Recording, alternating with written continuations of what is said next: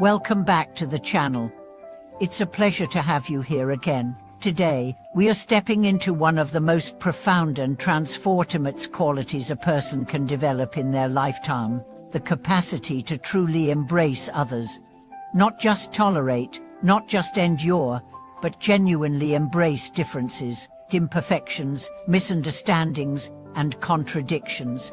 In a world filled with conflict, tension, and constant comparison, learning to embrace is not weakness, it is wisdom. And more than that, it is maturity at its finest. Let's start with a question. How many times have you been irritated because someone didn't think the way you do?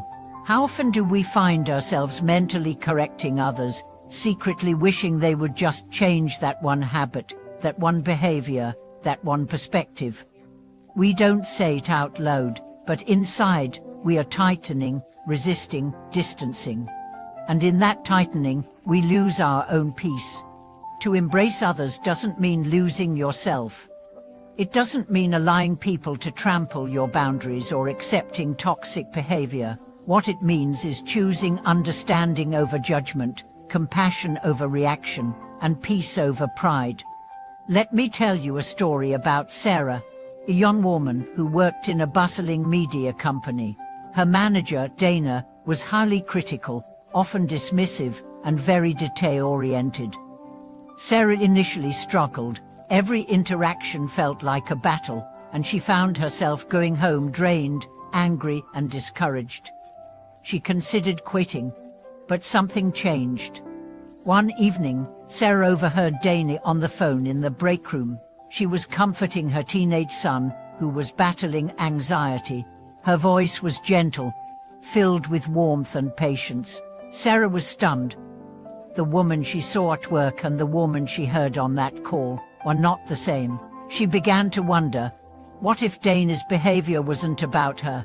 What if it was about Dana's own stress, her own struggles? From that day on, Sarah approached Dana differently. She listened more, took notes without defensiveness, and even asked Dana for personal feedback, not to flatter her, but to understand her better.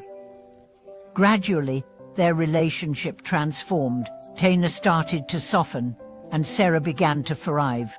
It wasn't because Dana changed overnight, but because Sarah did. She learned to embrace a difficult personality with empathy instead of ego.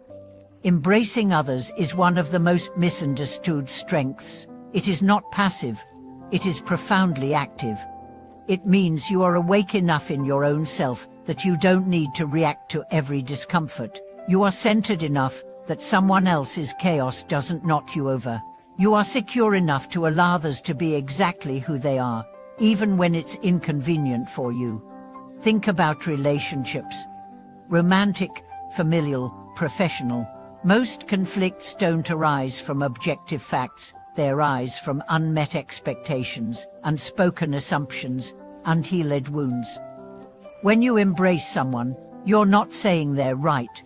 You're saying, I see you, I understand that you are doing the best you can with what you know, what you've lived, and what you carry. There is a difference between acceptance and endorsement. You can accept someone's behavior without endorsing it. You can embrace someone's presence without agreeing with every part of their personality. That space where love and boundary meet is where mature relationships thrive. Let's look at the story of Marcus, a father of 2 daughters. His younger daughter, Anna, came out as gay during her teenage years. Marcus grew up in a conservative family, and his initial reaction was confusion, fear, and even disappointment. He didn't say much, but the silence between him and Anna grew heavy. One day, Marcus found an old journal entry from when Anna was a child. It was a note she had written after a school play. I hope Dad is proud of me today. Something inside him broke. He realized that Anna had always longed for one thing: to be embraced, fully and openly, not partially or conditionally. That night, he sat with her and said, I don't understand everything, but I want to understand you. I stumble, but I'm here. I'm with you. Tears flowed, not because everything was resolved, but because the door to embrace had been opened. That's what true emotional maturity looks like, not instant agreement, but honest effort. Not knowing everything, but choosing connection anyway. Embrace does not mean suppressing your own needs or silencing your voice.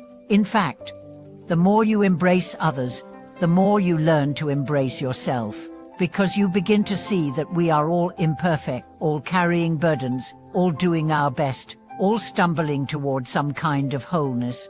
And the more you see this in others, the more compassion you extend inward. Let's shift the focus now to daily life. What does embracing others look like in ordinary moments? It's the patience you show when your partner forgets to take out the trash for the 5th time. Not because you've given up, but because you value harmony more than control. It's choosing to stay present with a friend who processes pain differently than you. You don't rush them, you don't fix them. You sit with them. It's seeing a colleague struggle with a task you find easy and offering help without condescension. It's understanding that your parents, shaped by a different world, may not understand your path but still calling them, still loving them. It's watching someone make choices you would never make and still choosing to pray for their happiness. This is not weakness. This is strength in its highest form, because anyone can criticize, complain, or correct, but it takes great strength to love. Not the fairy tale kind of love, but the resilient, unwavering, mature love that stays. This kind of love doesn't mean you never walk away. Sometimes, embracing others also means recognizing when to let go with peace, not bitterness. Because not all connections are meant to last. Some are teachers, some are mirrors, some are simply part of the journey. Embracing doesn't mean clinging. It means respecting what is. Think about the most evolved people you know. Are they reactive? Are they constantly proving they're right? Or are they calm, open, forgiving, and clear? Real maturity doesn't shout, it whispers with presence. It listens more than it speaks. It understands more than it argues. And here's a beautiful truth. When you live from a place of embrace, you stop trying to change the world through force. You start changing it through energy, through example, through the kind of peaceful presence that disarms, heals, and inspires. You become a mirror of what's possible. If this message speaks to your heart, I invite you to pause and reflect. Who in your life needs more of your embrace? Not your correction, not your expectations, but your open heart. And perhaps more importantly, what part of yourself have you not yet embraced? Is it your past, your flaws, your fears? Because the way you treat yourself sets the tone for how you treat everyone else. Embrace yourself deeply, and you'll find it easier to embrace others. If this video inspired you, please like it, subscribe to the channel, and share it with someone who might need to hear this today. Leave a comment below telling us about a time when choosing to embrace changed a relationship or changed your heart. Thank you for watching. Until next time, stay soft, stay strong, and stay open.